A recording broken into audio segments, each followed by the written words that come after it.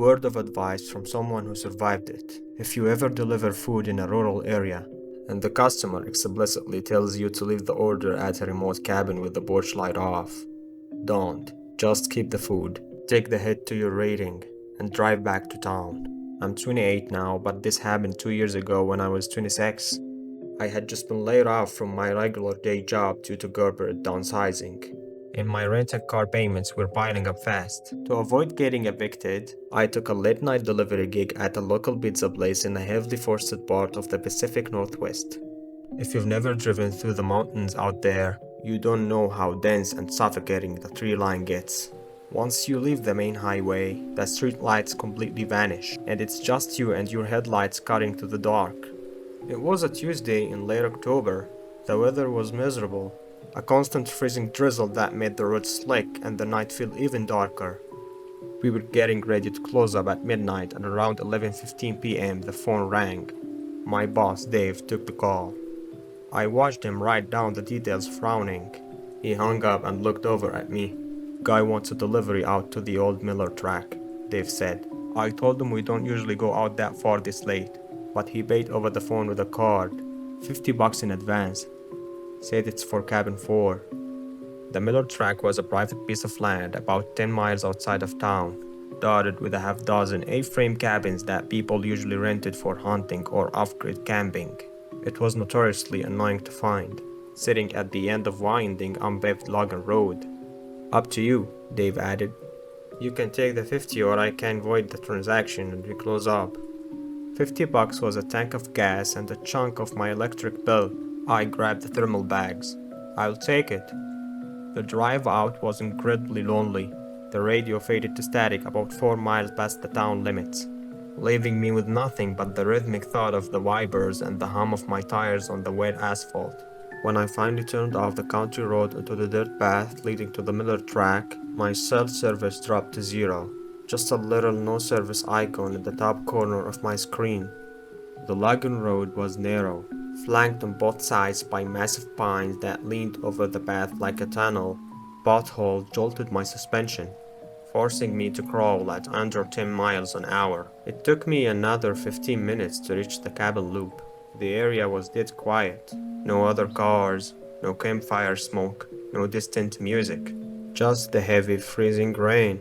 I spotted the wooden sign for cabin 4 and pulled into the gravel driveway. The first thing that struck me was the darkness. When people order late-night delivery, they almost always leave a porch light on so you can find them. Cabin 4 was pitch black. Not even the faint blue flicker of a television came from the front window. I left my headlights on, angled toward the front of the cabin, and kept the engine running. I grabbed the insulated bag from the passenger seat and stepped out. The silence hit me instantly. When you cut a car engine in the deep woods, the quiet doesn't feel peaceful. It feels heavy. It presses against your ears. The only sound was the rain hitting the nylon of the pizza bag. "Delivery," I called out, my voice sounding weak and swallowed by the trees. No answer. I walked up to the wooden porch. The stairs groaned under my boots. The instructions on the receipt just said, "Leave on porch." I knelt down, unzipped the bag, and pulled out the 2 large boxes, setting them in a dry spot near the door.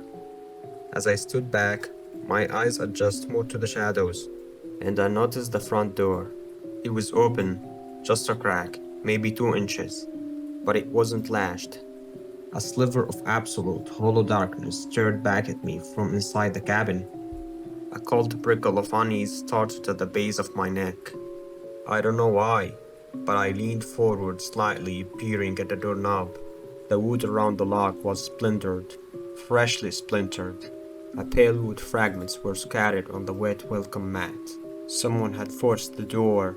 My brain scrambled to find a logical explanation. Maybe the renter locked themselves out. Maybe it was an old bracken the owners hadn't fixed. But the primal lizard part of my brain was screaming at me to get off the porch. I took a step backward toward the stairs. As I did, I looked down at the muddy ground beside the porch. The rain was washing them away, but in the ambient glow of my car's headlights, I could clearly see heavy, deep boot prints in the mud. They didn't lead up to the cabin.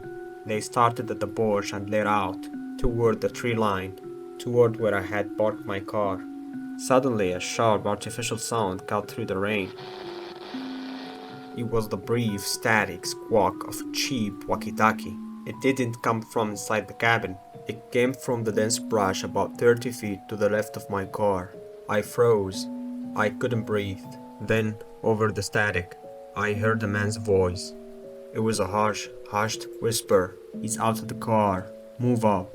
I didn't scream. I didn't say a word. I just dropped the empty thermal bag and bolted. I didn't run like you see in movies, looking back over my shoulder. I kept my eyes locked on my driver's side door. I hit the muddy ground, my boots slipping, but I caught my balance. I reached the car, yanked the handle, threw myself inside, and slammed the lock button with my palm.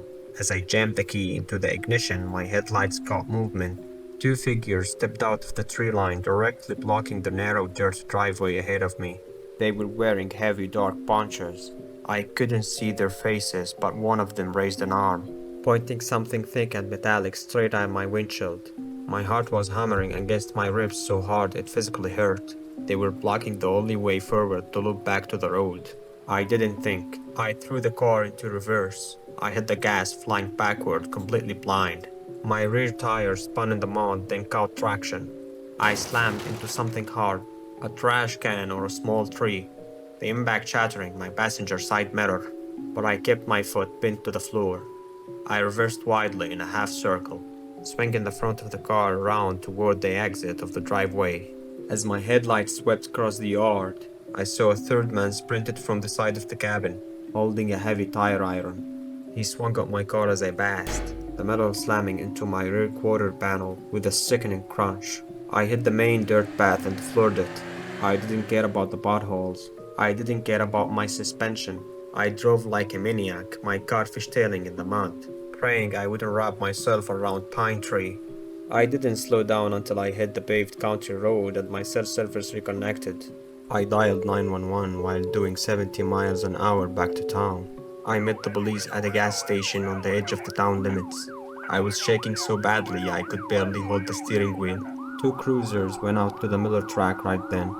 I waited at the station for 2 hours until an officer came back to take my full statement. His face was grim. He told me they didn't find anyone at cabin 4, but they found the pizzas. They had been stomped into the dirt. The officer explained that the cabin hadn't been rented in over 6 months. The credit card used for the order had been stolen from a woman at a gas station 2 counties over earlier that afternoon. But the detail that still keeps me awake at night, the thing that still makes me check my rear view mirror when I'm driving down a dark road, was what I found hidden in the tall grass just past where I had parked my car. If I hadn't panicked, if I hadn't thrown the car in reverse, if I'd just put it in drive and tried to slowly go around the man blocking the driveway, I would have hit a homemade spike strip they'd laid across the path. They weren't looking for pizza. They ordered delivery specifically to get a lone driver who they knew would be desperate for cash and driving an operational vehicle out to a dead zone in the middle of the night. I quit the delivery job the next day. I still don't know who those men were or what they truly had planned for me once my tires blew out in the dark. And honestly, I don't want to know.